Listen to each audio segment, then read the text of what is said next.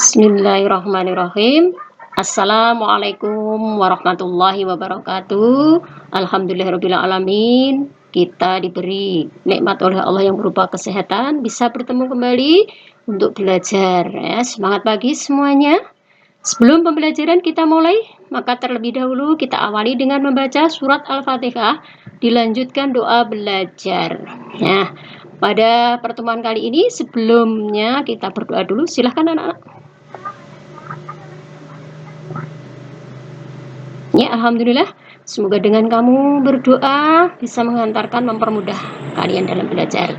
Pada pertemuan kali ini kita akan membahas sholat sunnah berjamaah dan munfarid. Ya.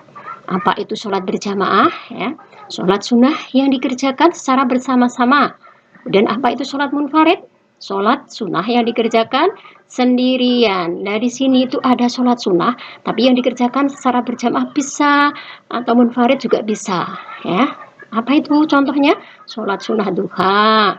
Kemudian sholat sunnah yang biasa diajarkan di sekolahan ya, kamu pernah berjamaah, juga pernah di rumah sendirian, yaitu sholat sunnah duha. Kemudian sholat sunnah tahajud, bisa dikerjakan sendirian, bisa dikerjakan bersama keluarga.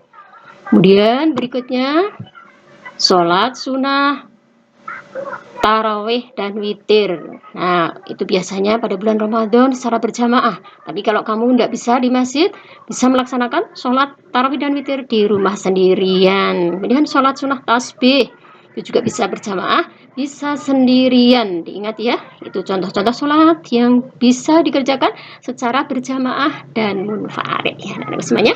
Berikutnya, sholat sunnah yang dikerjakan secara berjamaah. Ini hanya berjamaah saja boleh ya. Di sholat sunnah Idul Fitri dan Idul Adha ya. Kemudian sholat khusuk atau gerhana matahari dan kusuf gerhana bulan ya. Berikutnya yang dikerjakan secara berjamaah lagi sholat sunnah istisqa.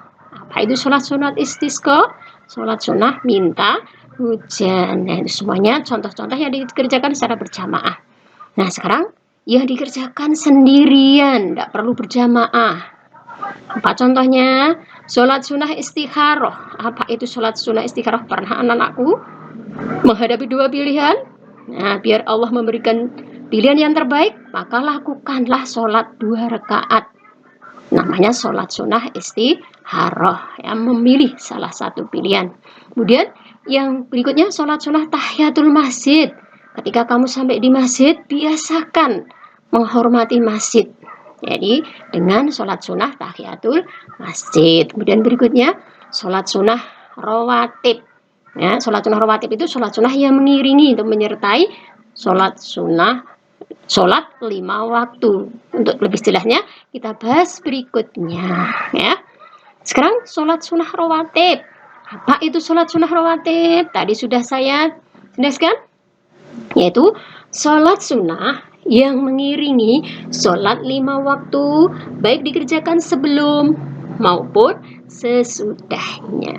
Ya, berikutnya ditinjau dari segi hukum itu ada 2. 1, sholat rawatib muakkad atau sangat dianjurkan. Kemudian 2, sholat rawatib ghairu muakkad, tidak begitu dianjurkan ya. Dan yang merupakan sholat sunnah rawatib antara lain nih 2 rakaat sebelum sholat duhur, biasakan dilakukan ya. Kemudian 2 rakaat sesudah sholat duhur, 2 rakaat sesudah sholat maghrib, 2 rakaat sesudah sholat isya. Nah, ini 2 rakaat sebelum sholat subuh yang tidak pernah ditinggalkan oleh Rasulullah. Bahkan Rasulullah bersabda, rakaatul fajri khairum minad dunya.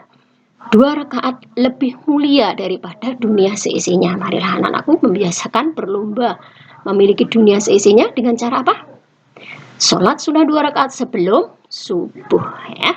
Berikutnya yang merupakan sholat sunnah ghairu muakkad yang tidak begitu dianjurkan, tapi kalau dijalankan insya Allah pahalanya juga banyak ya. Berikutnya yaitu contohnya 2 rakaat sebelum duhur ya. Itu selainnya 2 rakaat yang muakkad. Kemudian 2 rakaat sesudah duhur selain 2 rakaat yang muakkad. 4 rakaat sebelum asyar. Kemudian 2 rakaat sebelum maghrib. Ya, berikutnya ditinjau dari segi pelaksanaannya ada dua. Ya, satu qobliyah dikerjakan sebelum sholat fardu, kemudian ba'diyah dikerjakan setelah sholat fardu. Apa hikmahnya sholat sunnah antara lain? Satu, teratasinya segala permasalahan dan persoalan hidup. Ya, kalau pengen persoalannya hidupnya itu diselesaikan oleh Allah, maka biasakan sholat sunnah rawatib dan menambah kesempurnaan sholat fardu jika sholat wajib kita kurang pahalanya. Kemudian menghapus dosa, meningkatkan derajat keridhaan Allah Subhanahu wa taala. Berikutnya, sebagai ungkapan rasa syukur terhadap nikmat Allah Subhanahu wa taala. Dan mendatangkan apa? Keberkahan pada rumah yang digunakan untuk sholat sunnah. Berikutnya, mungkin untuk pertemuan kali ini anak-anakku ya, cukup sekian dulu. Sebelum Bu Guru akhiri, ingat pesan Bu Guru, jaga jarak, jaga kesehatan, jangan tinggalkan sholat 5 waktu di rumah saja. Sebelum Bu Guru akhiri, ada tugas, perhatikan tugas hari ini. Ya, tulislah tata cara sholat tahajud yang benar dan hikmahnya. Sholat tahajud di mana di buku tugasmu masing-masing. Nah, itu bisa kamu lihat di buku paket kamu pada halaman 70. Jadi buku paket itu harus sebagai pendamping kamu setiap hari. Ya. Kemudian jangan lupa sertakan tanda tangan orang tua setelah itu. Biar nanti Bu Guru percaya bahwa kamu sudah mengerjakan. Berikutnya, perhatikan, kemarin sudah menyampaikan bahwa PTS itu tanggal 7 sampai 11 karena ada perubahan.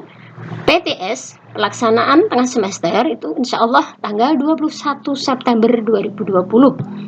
Kemudian materi itu ada 2 bab. Itu tentang iman kepada kitab-kitab Allah. 2, menghindari minuman keras, judi dan pertengkaran. Itu dua-duanya sudah Bu Guru sampaikan, tolong diingat lagi, dipelajari biar nanti tidak kesulitan dalam menghadapi PTS. Insya Allah jumlah soalnya nanti ada 20 pilihan ganda, 10 benar salah dan 10 menjodohkan. Itu ya, perhatikan guys, jangan lupa PTS insya Allah secara online ya. Nah, kita akhiri pertemuan kali ini anak-anak semuanya dengan bacaan hamdalah bersama-sama. Alhamdulillahirabbil alamin. Assalamualaikum warahmatullahi wabarakatuh.